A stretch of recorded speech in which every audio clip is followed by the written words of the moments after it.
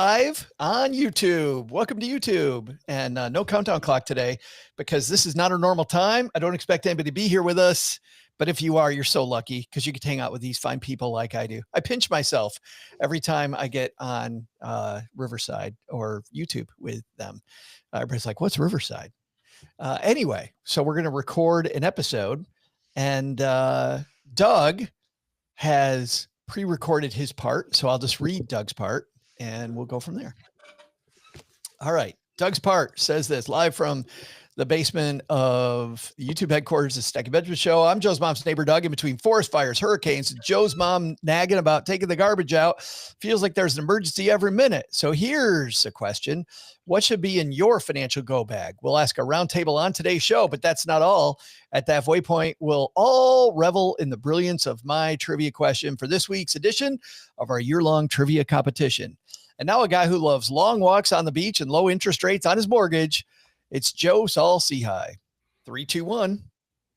Who doesn't love both of those things? Hey, everybody. Welcome back to the Stacky Benjamin Show. I am Joe Saul Seahigh. Thanks a ton, Doug.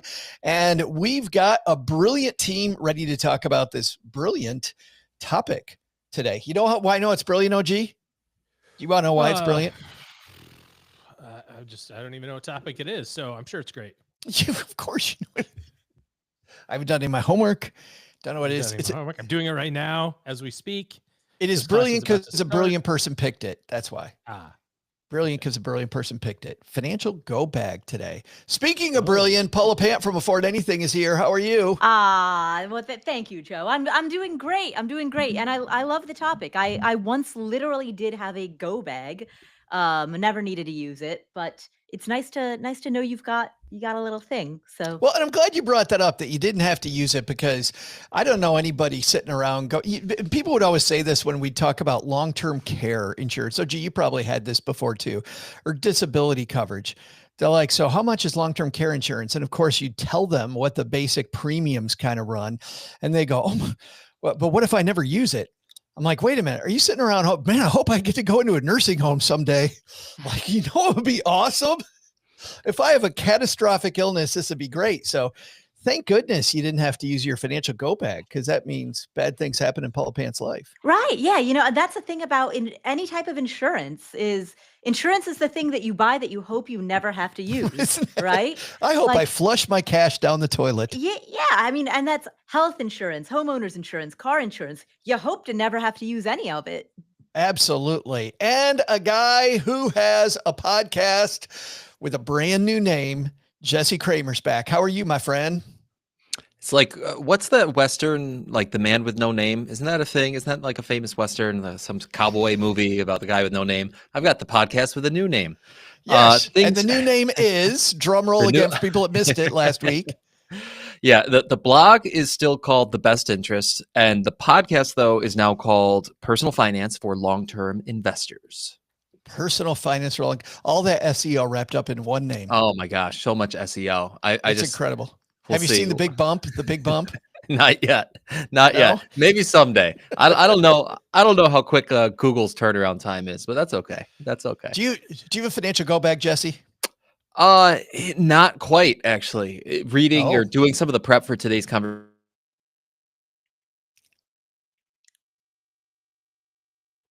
was useful for me. And why I answer that way is that my is my wife and I, are we on the same page when it comes to our financial go bag? Probably not. So that's why I would say that ours needs some work. That's good. If you're in a relationship, there's another layer, maybe another meeting with pancakes or wine where you talk about your financial. What could be more romantic though, Jesse, than pancakes or wine and your financial go bag? Well, we got Paula here. We got Jesse here. We got OG here, and we are diving into what should be in your little emergency go bag. But before we get to that, we have got a couple of sponsors to make sure this is free so we can keep on keeping on, and you don't have to pay for any of this goodness every Friday and Monday, Wednesday. So let's hear from them, and then it's financial go bag time. All right, wait a second. Jesse, I got 29 out of 34 correct on my first. Not bad. First salvo. Not of the year. bad. It's 85%. I'll take an 85 on my first test. For what? It's already preseason football time. So. Gotcha. Okay. 3, 2, 1. The inspiration for today's piece comes to us. Well, the inspiration for this today's episode comes from this piece. If only I knew the English language better, I would have said that correctly. Making lemons out of lemonade again, Joe. I did say that on Wednesday, Paula. We were making lemons out of lemonade. Like what? Huh? Not sure how that works. Making Andrea- melons out of melonade. Andrea Requier writes us at USA Today. What's a financial go bag? Everything you need for your money when disaster strikes. You know what? We'll fill in Andrea's picks later on, but OG, let's start with you. The very first thing that goes in this financial, man, we're having an emergency. What goes in the bag first if you're in the OG family? Oh, great question. So just for clarification purposes, do we mean a literal financial go bag? Like, are we taking it in the context of there's literally Yes. an emergency, like the folks in LA, like my house is going to burn down in an hour. I need to go right now. And this is the money stuff that I have to deal with. I'm glad that you said that, OG. Let's define that not just for you, but for all of our stackers, because maybe they've got the same question. She begins by saying the wildfires devastating parts of Southern California, those were a grim reminder. You should have a go bag at ready with everything you need to survive a few days outside your home. Okay. So in context with the go bag, it's what part of that that kit is money related is your question. That's right. Yeah, I mean, we keep a fair amount of cash at home, so I would say cash. I mean, I've kind of got two right away that I want to. Well, let's just do one, and we'll come back to you. I want to do two. I've got a whole bunch actually, but yeah, the easy one is cash. You know, monetary something. I want my wallet. I got to take my cash. I got credit cards. I'm not taking them all. I just got what I got in my wallet. That'll be good enough.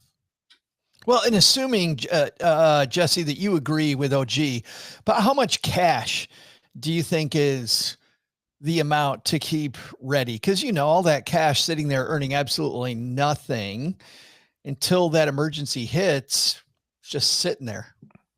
Well, on the way you framed that question, Joe, I think most of our stackers should probably accept that there's always going to be some sort of cash in your life that is sitting there not optimized. I mean, the whole purpose of having an emergency fund, right? Like that cash is not going to be optimally invested for the long run. The odds are you're never going to really touch that emergency fund or really tap into it.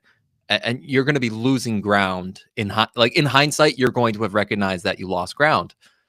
But it goes back to what Paula said earlier, which is like a lot of these things, we pay all these insurance premiums hoping that it's wasted money. That's the point. And this cash that's sitting there in your go bag is going to be the same exact way.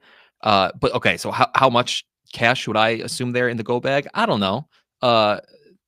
3 or 4 days worth, a week's worth, because enough to get me to the other side when I can tap back into my bank accounts to when I make sure that I have a credit card that can cover my expenses, something like that. Jesse's like, what's a big can of Colt 45 cost? About that much. Is that about $3.50? That's what I need in my go bag. Couple tall boys and a Dr. Pepper.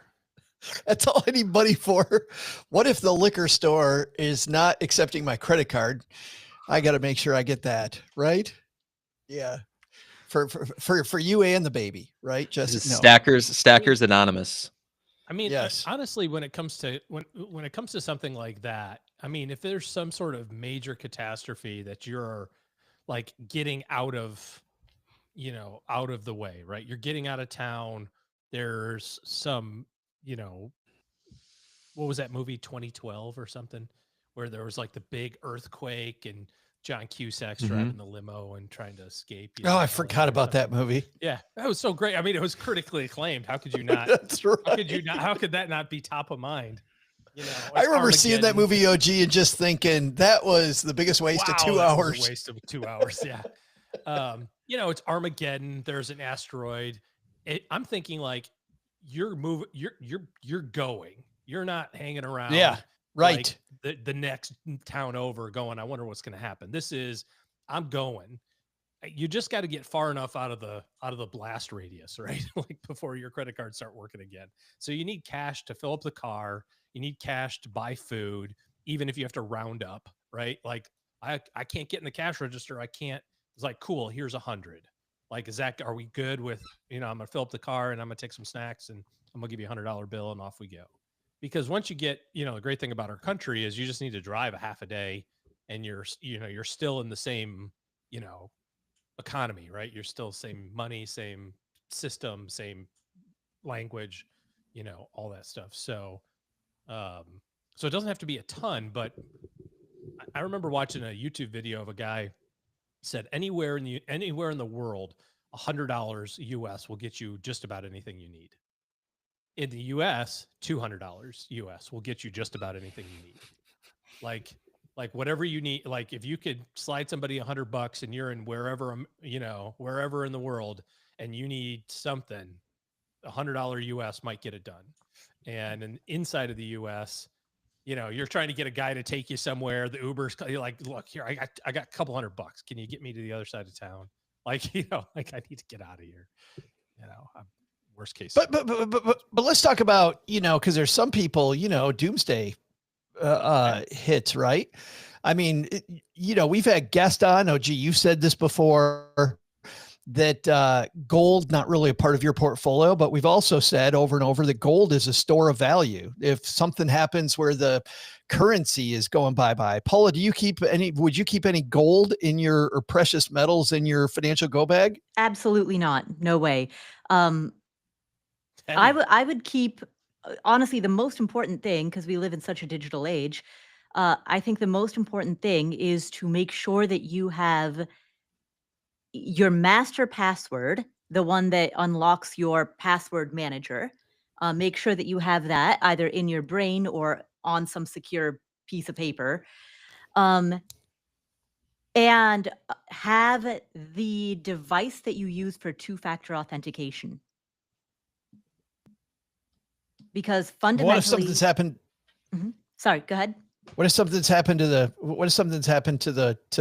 grid? Yeah, that's what the cash is for. If something's happened to the grid, then you need cash, and frankly, you need some form of physical protection. Because those are the two things that are going to, yeah, exactly. People not watching this on video people not watching the video have no idea that OG just gave us the guns. So that's all he needs. Meaning the biceps. Come and get That's them. Right. Yes. Good point. Meaning the biceps. Yes. Yeah. They might not even know what guns we're talking about. Oh, that's true. Yeah. Yes. Yeah. So you need some form of physical protection, and then you need some cash. And so if the digital or electronic system is down, those are the two things that will get you through to the next day. Beyond that, you need two-factor authentication so you can get into all of your accounts digitally.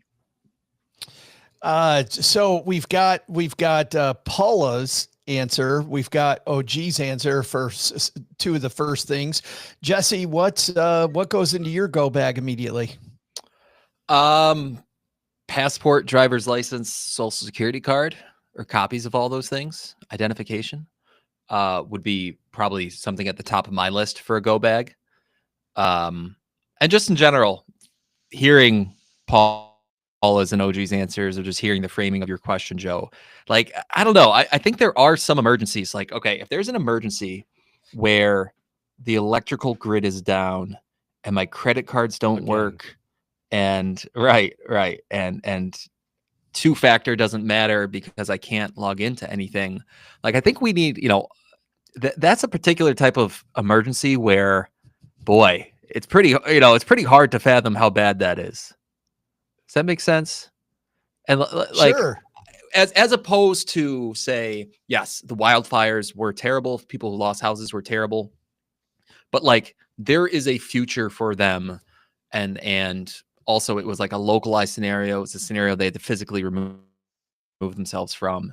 But I'm just saying, like, if we're talking about, OG's talking about blast radii, if we're talking about escaping from the asteroid and then the entire electrical grid is down, okay, Or like or the zombies. The zombies. Don't right, forget the zombies. right. Like we're in a War little of the bit of a Worlds, worse another place, great I movie. think. This is pretty bad, you know. Brad Pitt. Right.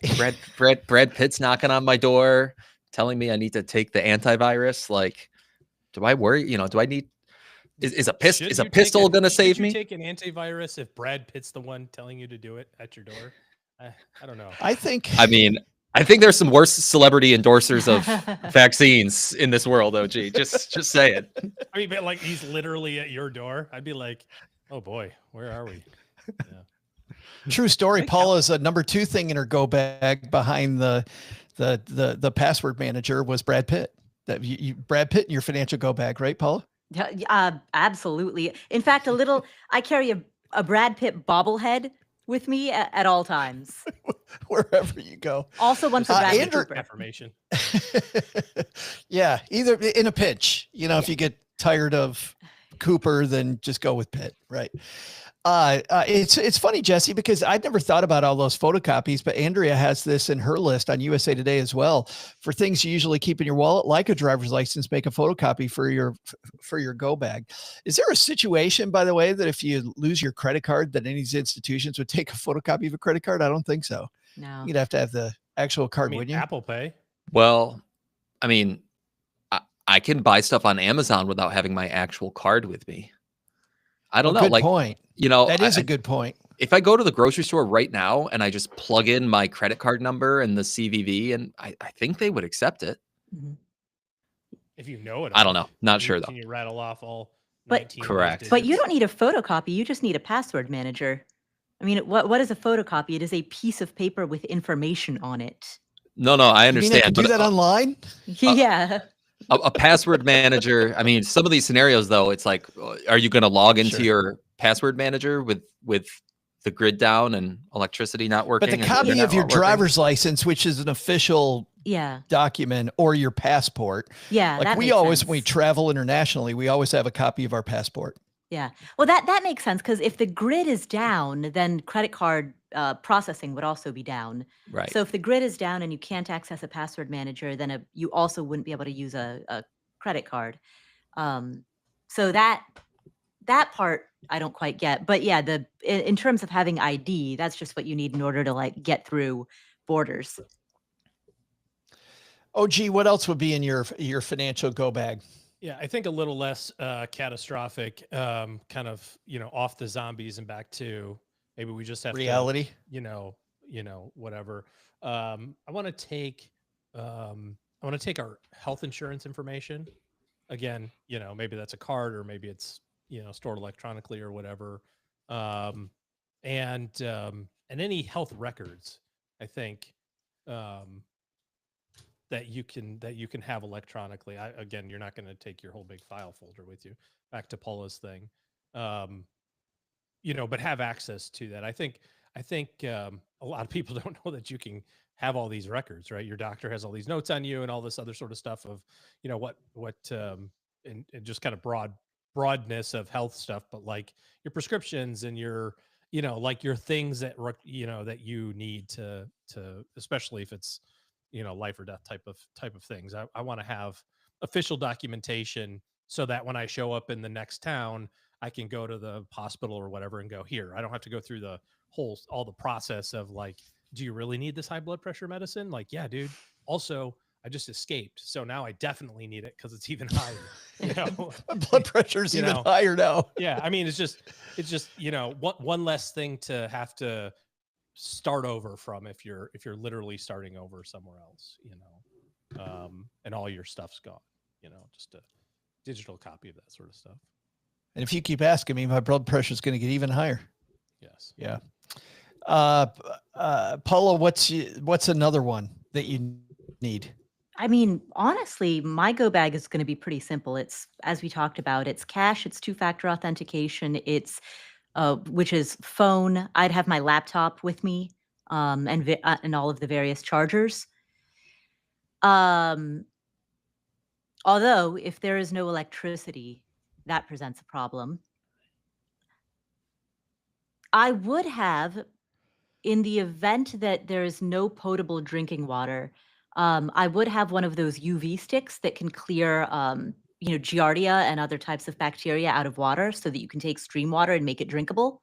But that's not a financial go bag. That's just a how to, That's just part of your overall go bag. yeah, that's just a how to get, that's an overall go bag thing. Same with grapefruit seed extract. You can put some of that in water, and that makes it a little bit more drinkable when you suspect that you're drinking contaminated water. So, I mean, those would be the main things. We took what looks like just a regular water bottle, but it's called a Gravis, where it will filter your drinking water, just like Paula, what you're talking about. But so I can use it just as a regular water bottle, or I can pull out the filter system, pour water in the bottom, and then slowly squeeze it through the filter. And it was amazing. Even trying this out, we went hiking up near Hot Springs, just a couple hours from our house. And I'm putting this thing in this stream in Hot Springs. And even when I'm in the middle of the United States, I was still really creeped out. I was like, oh my God, I'm going to drink this. And then, I let the requisite time, like 10 minutes go by, and I take my first drink, and it was awesome. And then we used it in Nepal when we were hiking, and Nice. Use it fairly often when we just go, to a place and we want to carry water. I can now get water from wherever I want. That was well worth the price. Yeah. Jesse, what else is in your bag? I guess I'll answer your question first, and then I'll go back to kind of expound on some other ideas. What else is in my financial go bag? How about estate planning documents? I don't know. Is that really a financial go bag? Is that an emergency thing? I'm not exactly sure, but will, power of attorney, healthcare proxy, or having copies of those could be potentially useful in some sort of go bag type scenario where someone, either me or someone in my family, might kick the bucket, as it were. You might want to have some estate planning documents. But again, all these answers, I think, beg an important question that all of us need to answer for ourselves out there, which is like, which threshold of emergency are we just going to shrug our shoulders and be like, you know what, I had a good run, I couldn't prepare for everything, and this one we all got to die somehow. You know what I mean? Like, as an example, thinking back to all the answers today that have to do with like digital reclamation of files, or like a backup credit card, or two-factor authentication, or I'm going to take my cell phone with me. Like, if we reach a scenario where the electrical grid is just down forever, which, by the way, if you're unfamiliar with some of the coronal mass ejections that our sun gives off, it's like, just Google, listeners. It's the Barrington event, the Warrington event. I'll come back with it. If you need something to worry about. Correct. I know. All I'm saying, if which you need I'm sure we else, all need. I wake up every day, Jesse, and I go, you know what? I don't have enough to. In 2031 or something. So. I don't have enough to worry about. I know. I get it. I'm the bearer of bad news here. But all I'm saying is that there are some events out there. There are many events out there that I am simply not prepared for. And if those events happen, I'm going to be Jesse's like, screwed. I've had a good run. Sorry. Like, do I have a do I have a bunker? Do I have a bunker in my backyard that's 40 feet deep with a year's worth of food, just in case my family and I need to, wait it out? No. I'm not prepared for that. And that's going to be one of those events that just gets me. And I think it is actually worth thinking about, if you're putting your go bag together, figuring out which kind of events you're just going to shrug your shoulders at and say, whatever, Jesse, I had one of those. God. Yeah. I had one of those incidents a couple of weeks ago. A mile and a half from my house is Andy's Ice Cream, and it was unexpectedly closed. And I'm like, well, it was a good run. It was good. I guess I'm done. I didn't have that in my repertoire. What to do if Andy's closes? Andy's, if you want to sponsor the show, I'd be so happy if Andy sponsored the show. And I would have so many problems with my sugar levels. It would be just absolutely rotten. Anybody have any other ones that you're thinking of that go in the go bag? Paula seems like it's pretty clean. Jesse's decided that he's going to be the first person to die in this movie. And exactly. Oh, gee, anything else going in yours? I mean, somebody had this on the live chat, but this was one of the ones that I was going to go with too. Is a solar charger. Like, there's battery chargers now. I just bought 2 of them because I do the stuff for the kids' baseball video and, you know, whatever. And it dawned on me that most of the games are mostly at night. So I don't know that the solar charger thing was really worth it, but it's just a regular, you know, rechargeable battery pack that I can plug the camera into, and the whole top of it is solar regenerated, I guess. But I don't have any idea how fast or slowly it works, but it's got to be better than me, you know, creating my own energy source, however the hell I would get around doing that. So, you know, so some sort of, you know, energy battery power of some kind, I think will be helpful. And back to what Jesse said, at the end of the day, like there's some of these catastrophes, like, you know, asteroids and zombies and whatever, where it's just like either A, it's been a good run, or all the stuff you really need is likely to be, you know, guns and bullets and seeds and the knowledge to butcher a wild animal, you know, like that's going to be base a knife, fire, shelter, like these, you know, those sorts of things. Right. It's like, it's not going to matter if you have a Amex Black card with an unlimited, you know, you're like, but this gets me into the Centurion Lounge. Great, but do you have a rabbit with you? Because we, you know, or whatever. It's like we can't give you any gasoline for your travels, sir. But you know, anyway. So I don't know how much of it's. I think more broad based around like the stuff that the folks in LA went through, you know, is awful in the sense of like their experience. We had a house fire when I was a kid, and it was and not like those guys had a lot of time to think about it, but they had a little bit more than we would have. But we were talking about it at home, and it's like, what if there was a dam break and the rivers, you know, like what, you can't grab the baby pictures fast enough. You know what I mean? Like that's the stuff that we care most about, is those things, you know. And to your point, Paula, so much of this stuff is electronic these days. It's like, you know, I don't really care if I lose my phone. I'll just go to the Apple store and get a new one, and as long as iCloud still works, all my stuff's on iCloud. You know. Yeah. So carrying a bunch of that stuff with you is pretty unimportant, I think, unless it's the zombie apocalypse and, you know, whatever. Otherwise you can pretty much get to everything. And then just hide behind Jesse and you're good. Yeah. I don't have to run fast. I just have to run faster than Jesse. I have to outrun the bear. Exactly right. Outrun Jesse. In the second half of this, I want to dive into a couple of your answers more and talk about what things you use for these. I also want to talk about a few of the ones Andrea mentioned that you guys didn't touch on. So we'll do that in just a moment. But at the halfway point of each Friday Stacky Benjamins podcast, we have this year-long trivia competition that we do between our three contributors, Paula, Jesse, and OG. And well, guys, the score is really not as important as the fact of will Jesse get on the board this year? Will that happen this year? And Paula is just amazed that somebody might be doing worse at trivia than she is. And February, this is our last February episode, and Paula's not in last. Well, the year is young. The year is young. The year is young, and we started late. So the score right now is OG has 3. Paula has 1. Jesse trying to crack the scoreboard. Will Jesse make it a tie for second? Can Paula challenge OG? That would be interesting at the end of this week. Well, all of these, except for, of course, OG pulling further ahead, which would, we'd need to find some way to manufacture excitement like they did. What was that fight that was the Tyson fight? You know, they're trying to Jake Paul, Mike Tyson fight. Jake Paul, Mike Tyson. Like, let's manufacture, talk about the grid going down. Yeah, Netflix was buffering. What was up with that? I know. My buddy had a go bag. It was called a phone with a signal that we could hook up to my TV to make it work. It was amazing. My cable didn't work. And yet the, well, not cable, but my, you know, my streaming service didn't work, but my buddy's phone streamed it for us, which was great. All right. Enough of that. Let's dive into, Doug, what is our trivia question today? right. In the last couple of weeks we've done this, my computer's chugging really slow when we're on. All right, here's Doug's question.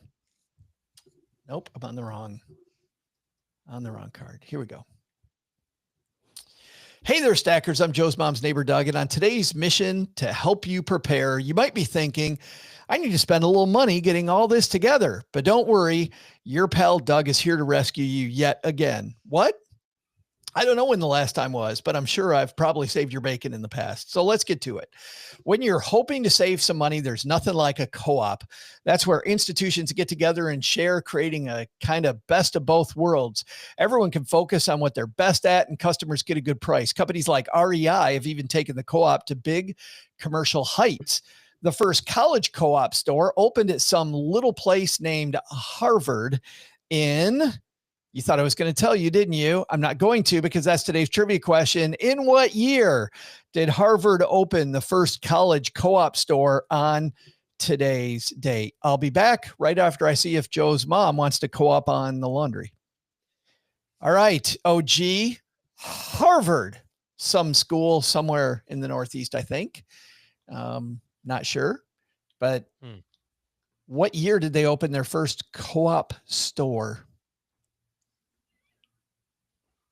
So it's like an REI. Is that what you're saying? No, it's like a student union kind of store, you know, where you get the all the student stuff. I think most college campuses, Michigan State had a Like co-op books and computers. Yeah. And... Yeah. You can get your book. You can get your sweatshirts. You can get your, okay. Yes. Yeah. The school store. The school store. Like the the school store run like usually in most campuses, it's run by a co-op between a local business and the school. Interesting.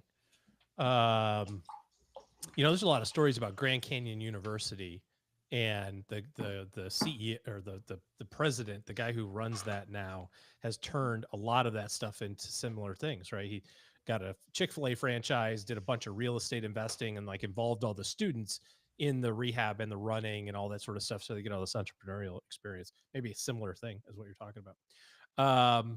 Let's see here. So Harvard was started in like 1905.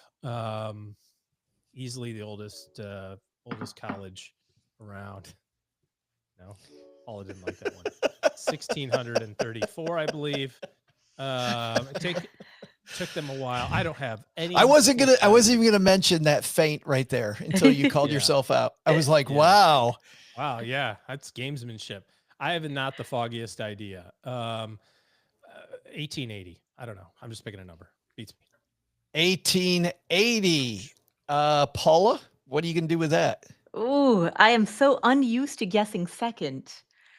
It's because strategically it's completely different. Normally I've got two guesses and then I just Chelsea Brennan one of the answers. Duh.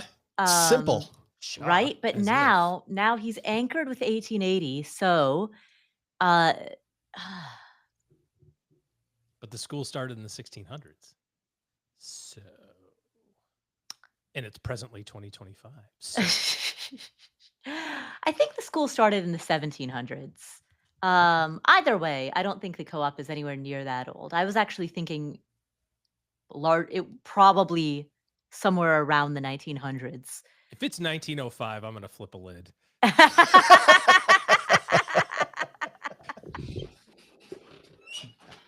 Since I said that already, since I said that number. There's a big part of me that's just hoping Jesse Cramer's looking it up.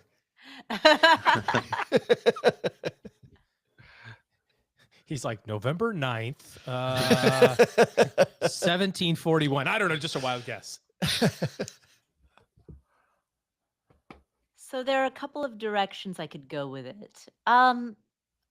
So part of me is thinking that it might be mid 1900s, like, after the Great Depression,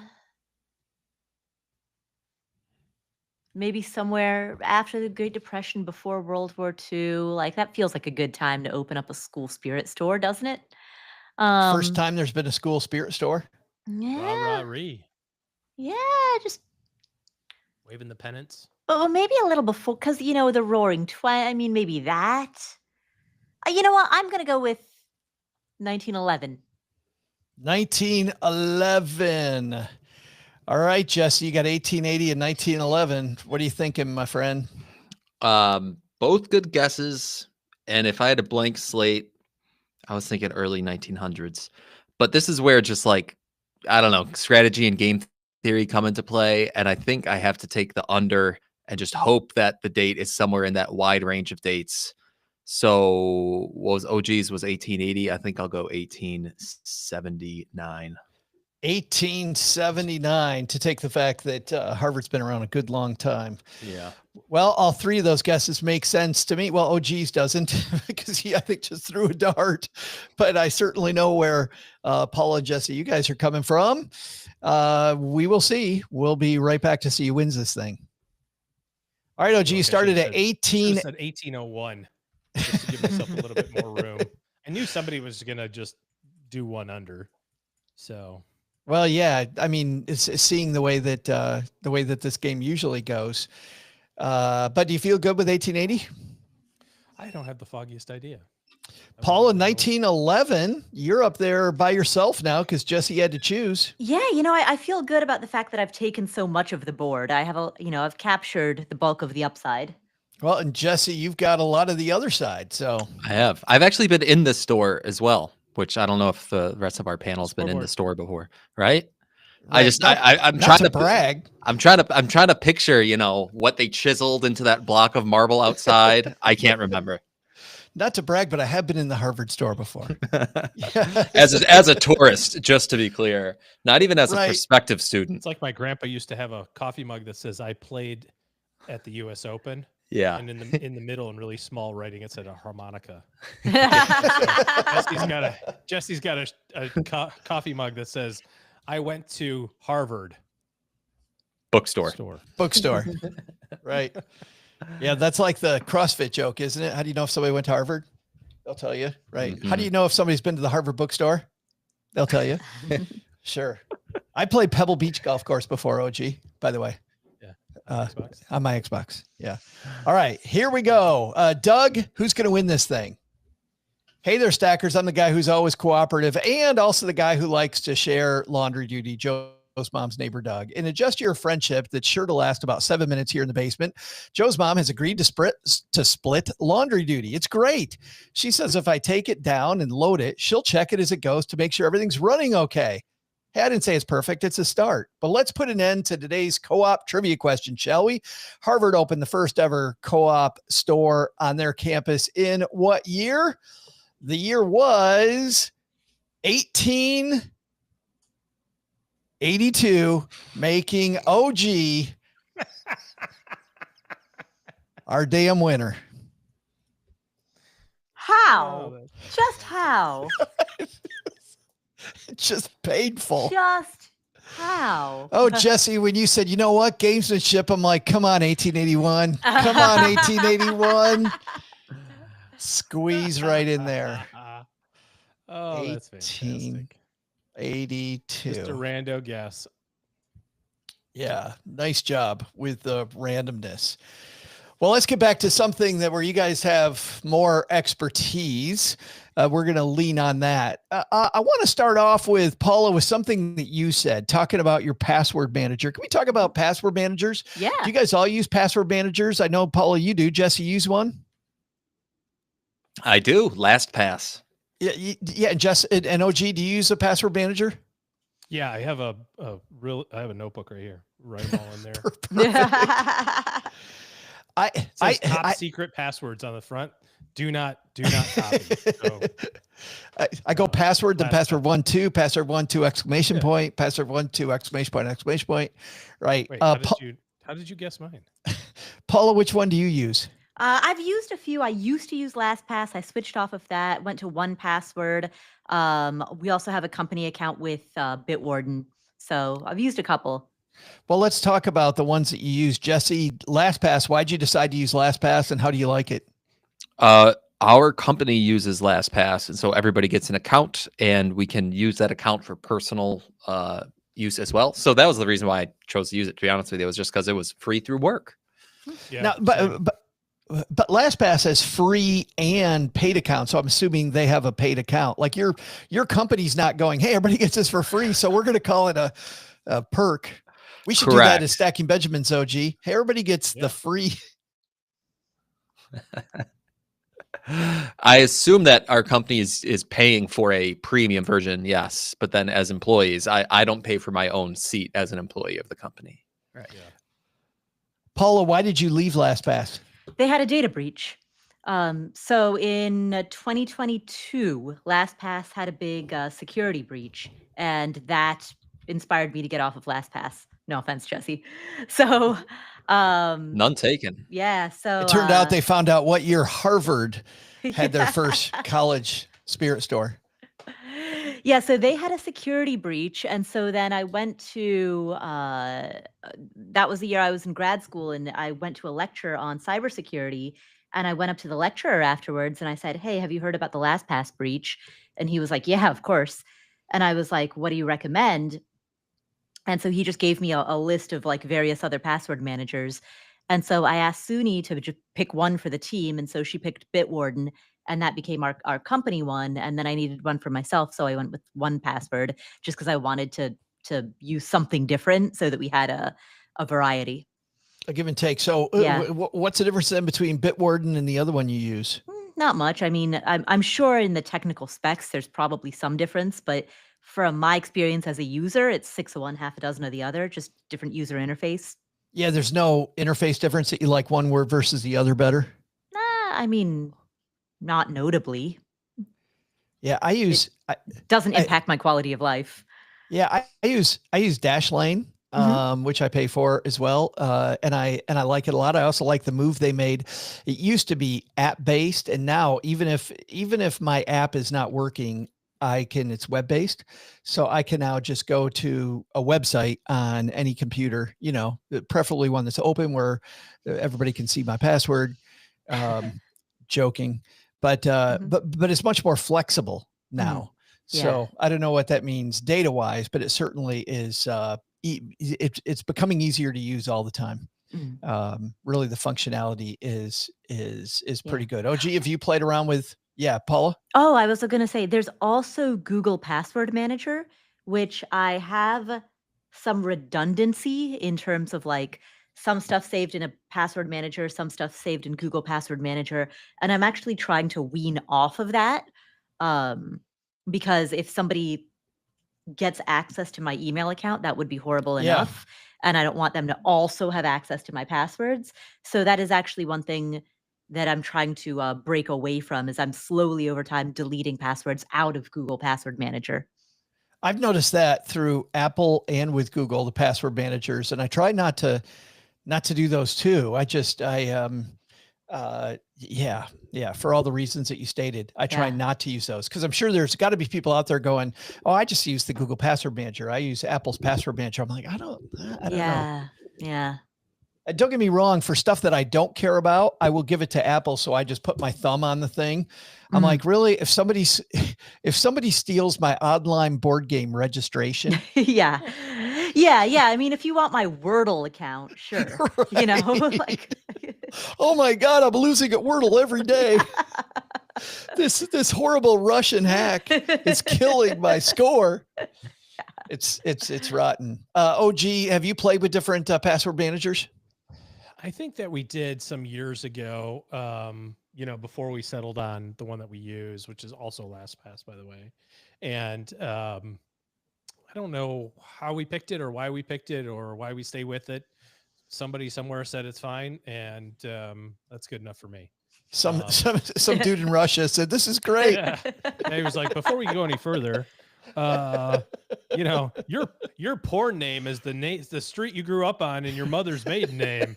What's your like, really? It's a weird name. Wow. Yeah, but it's crazy. But anyways, with the simplicity of it, and I too am frustrated with the fact that everything is like double, like on your phone when you try to do it, like the native Apple version of it always wants to be the forefront, even though you're like, no, seriously, LastPass. Yeah, every single time. No. Yeah. And I'm just to the point where I just recognize that that's just part of the process. Part of the process has to be, it's going to be a little slower on the non-Google native thing or the non-Apple native thing because they want it to have some friction. So that I go, screw it, let's just use Apple. But for work stuff, it's just so much easier to share passwords with a password manager, and you don't even have to share the password. You share access to the password, so then you can, change it or remove the access whenever you need. The second thing I want to talk about that she mentioned in the go bag is actually stuff that like spare sets of keys. So that if you end up leaving a house where it's on fire and keys melt or things happen, that you've got spare sets of keys to different properties that you own. I thought that was a good thing to have in your go bag as well, that I hadn't thought about. But the third thing is a big thing that when we had estate planning experts on our show, which is it's not in your go bag per se, but as part of your emergency, somebody else that can get into your online stuff besides you. And you know what's funny? I heard that a long time ago. I still don't have that person. Cheryl knows, and I know, but if something happens to both of us, everything's stored on my phone and nobody knows my access code to my phone outside the two of us. Have you guys dealt with that? Thought about that at all before, Paula? No. Isn't yours just password 12 exclamation? No, it's well, it's a number sequence on my phone, right? So it's just 1111, but who's going to guess that? Yeah, exactly. Right. But I thought that's really important to do. And I would think though, and Paul, I'm going to go back to you, like, as you think about this, how would you think through who that would be? And how would you, if you didn't want to tell them the access to your phone, but you want them to know how to get the access to your phone later, like, how would you set that up? If I had an attorney that I was regularly working with, like if I had an estate planning attorney, or if there was any attorney that I was regularly working with and I had a recurring relationship with that person, that's the person I would give it to. Yeah. Jesse, have you thought about that, or in the firm you work in? Definitely thought about it. Do I have it set up in my own life? No, I do not. But right, it would probably be someone who's like the executor. That's who I would think of, is someone like the executor of your estate, your trusted attorney, or for some people, it's either a trusted accountant or like a financial planner. Like whoever that trusted outside advisor is in your life could probably be a good candidate for that. Yeah. Oh, gee, have you, I'm sure, clients dealing with this all the time. If anybody of our teams thought about this or is doing it, it might be you. Well, this is one of the things that I think is really overlooked in an estate planning process overall, which is how do other people get access to the two-factor authentication thing? Like Paula, you were talking about, if you get hit by a bus, how are you going to get your phone to open when your face is buried, 6 feet under the dirt? Yeah. For real, right? Yeah. So I thought you were going to say under the tires, faces buried under the tires. Also, it's got a tire track over it and it's like, doesn't recognize. The other thing, the only thing I can think of is to like literally have somebody else's, Face ID work for your phone. Right. And that just assumes that device is also still good, right? If you're in an accident and the device is, destroyed or something like that, then what? Now you have to go get a new device, but how are you going to log? There's a lot of layers to that. I think generally speaking, the two-factor authentication stuff you can bypass, not easily, but you can, call Schwab and say, I don't have that device anymore. Grandpa died. Like, what can we do to like access this and kind of proceed with the estate plan type of thing? They have protocols for it. But to your point, Paul, about the master password, like that needs to be somewhere so that somebody, whether it's with your attorney, written in code in your estate plan, like every 15th letter of my trust is my master password. I don't know. It's not, but, I don't know. That would be cool. Like to have some like, yeah, exactly. To have a cipher. That's how Joe's going to do it. Like a game, it's like a limerick. Like it's a riddle you have to solve to get the password. We were talking about smoking jackets on Wednesday's show, OG. I'll be in a smoking jacket in a study with a pipe. And if you're watching this VHS tape, A, you found a VHS player, and B, I'm dead. So Exactly. here's the right. I like what Aaron said. And for people on YouTube, I just posted it for just a second. Aaron says, hanging out with us live, Joe, you trust all of us stackers. Why not post your phone password here in YouTube so we can all be there for you when you need us? Aaron's a giver. So nice. Our stacker community just willing to help. I thought that was something else that was super important. Anything that's a mistake that you see people oftenly be oftenly Most be oftenly. have in their go bag? Like, is there some mistake? Jesse, you think playing them for just about anything, it sounds like it's a mistake. Yeah, I don't know. I mean, for a blizzard. yeah, a shovel. Should I have a shovel in my financial to go bag? No, I mean, most be oftenly, I would suppose it's just that people are underprepared. I mean, you know what I mean? Like, all you need to do is see the grocery store shelves at the slightest hint. Like, all you stackers, you can think of like what happened in COVID, like what the grocery stores looked like in COVID. Now, for us here in Rochester, somebody, Jesse, was going to poop a lot during COVID. That was out there. The funniest New York Times commercial or cartoon. I think it was the New York Times where it was like, post-apocalyptic COVID and aliens were coming down. And I think we've talked about this, but the aliens were like surveying all the dead COVID bodies, and they're like, we don't get it. Their asses are immaculate. Everybody had so much toilet paper. They're all dead, but their asses are. Milk on that note, I mean, related to no, most be oftenly, I would say people are just underprepared. So if someone takes what we talked about today and they kind of go to the other end of the spectrum and kind of dial it up too much, I don't know. I think there are worse things you could be doing with your time. I think that might be the point here, Paula, is that just talking about this like a fire drill ahead of time is probably worth the squeeze. Yeah. It's always the low probability, high magnitude events that you want to keep on the radar. Spend just a few moments on. And OG, I know you call this a fire drill in your practice, right? Isn't it a fire drill, or you call it something like that? Well, lifeboat drills, it's more about the lifeboat market drill. down. But Gotcha. but I was thinking about it like a fire drill. It just popped in my head that I bet the vast majority of people listening haven't actually done a fire drill in their home. And what I mean by that is put your kids in their bed, blindfold them, and tell them to crawl out of the house. The house is on fire. You have to get out, and just watch how it goes. Like, because that's what it would be like. And it's something simple. We're talking about, oh my gosh, what if the zombies come? But like, if your house is on fire, where's the family meet?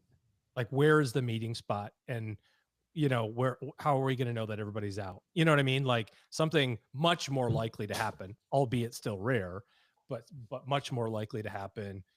Something like that, or some sort of weather event, a tornado at the school. Like, what's the process for you to know that your kids are good, or for your kids to know that you're good? Like, just some sort of communication protocol with obviously different ages, but you get the idea. I love this idea of the go bag. We'll link to it on our show notes at stackingbenjamins.com. And I think that's going to wrap up this exciting Friday. Let's find out what all of you are doing. Here this last week of February, where you work. Paula, what's happening at the Afford Anything show? On the Afford Anything show, of course, every Tuesday, you join us, Joe, for some great discussion, for some answering questions. We also have an episode, an interview with Scott Yamamura, in which this one is dedicated to beginners. So if you are an absolute beginner and you want the basics, that episode airs at the end of February. We also did an interview with Sahil Bloom. He writes about the 5 types of wealth. He's got 1 million readers to his newsletter. And that's not hyperbole. Yeah. He has literally 1 million subscribers to his newsletter. So he's a very, very well-known writer who worked in private equity, made a lot of money at a very young age, and then walked away from it all so that he could be closer to his parents and spend more time with his 2-year-old son. And so he writes about an expanded definition of wealth. And so he joins us to talk about that. That's all on the Afford Anything podcast, where finer podcasts are, but finer podcasts like Jesse Cramer's new podcast, which is Personal Finance for Long-Term Investors. That's right. That's right. I can't believe I got it right. I got it right. That's incredible. That's a first, Joe. That's a first. Jesse, what's happening at PFFLT? Exactly. We'll work on the acronym. That's okay. We'll figure something out. What's going on? We recently had Chad Carson on the show to talk about being the small but mighty real estate investor. Residential real estate investing, something I don't spend a ton of time talking about. So it was good to hear from Chad. I know Paul has been on the podcast before to talk about that topic, so always good to get a voice in there. And then the next episode coming out soon, is going to be a deep dive on national debt. I feel like national debt is something that everybody understands to be this kind of sort of looming problem, but then we keep on going further into debt and we invest in debt through US bonds. So anyway, it was really interesting to put this episode together. Still not quite done yet, but by the time people are listening to this, it'll be coming out soon. And OG, last day of February, how are you celebrating heading into March? 70 and sunny this week in the DFW area. So the bike tires are getting pumped up. We're going to go on a nice long bike ride this weekend. Couple long zone 2 rides. Get that cardio going. I thought you were going to send the kids. I thought you were going to say you're sending the kids on a long bike ride this weekend. I said 70 and sunny. I'm sending the kids. It's time to tighten. Beach body, baby. That's good. Got to get that Speedo. Don't wear itself. Well, like we said earlier in the week, pitchers and catchers already reported, and we didn't get the call. I can't believe they didn't call for us. So a little disappointing. Anyway, thanks everybody for hanging out with us on YouTube. If you want to hang out with us on YouTube, join our Facebook group, The Basement, stackingbenjamins.com/basement. Get you the link, and we will tell you, like on a day like today, we'll tell you maybe 45 minutes before we go live. We barely gave anybody any warning, and yet thank you. We had Dividend Gypsy, we had Aaron, we had Rocky hanging out with us, and a few others. Thanks so much for hanging out and making the show with us and being a part of it. Also, by the way, what else was I going to say? I had something else. Actually, I think I'll let it go. 3, 2, 1. That's going to do it for today. Doug, you've got it from here, man. What should we have learned today? All right. So we've got, he's going to go to Paula and to Jesse. So he's going to say, Paula, say that one thing again, that really good one. So you can ready? make 3, 2, 1. You can make melons out of melonade. So brilliant. And then Jesse, the 3, 2, 1. We all got to go somehow. So why don't you just run toward the zombies? And by the way, Jesse, we wrote this in at the end. You'll like this. We thank Paula for hanging out with us. Thanks to Jesse Cramer for joining us today. You'll find Jesse's work at Personal Finance for people listen to podcasts about money, or maybe it's I can't remember. We'll also include links in our show notes. And then thanks to Paula Pant for hanging out with us today. You'll find her fabulous and succinctly named Afford Anything wherever you listen to succinctly named podcasts. But anyway, next week we'll have we just thought that'd be funny. That's all good, guys. Yeah. We did it. Thanks everybody for hanging out with us. We'll see you guys in a second. Contributors, hang out for one more second.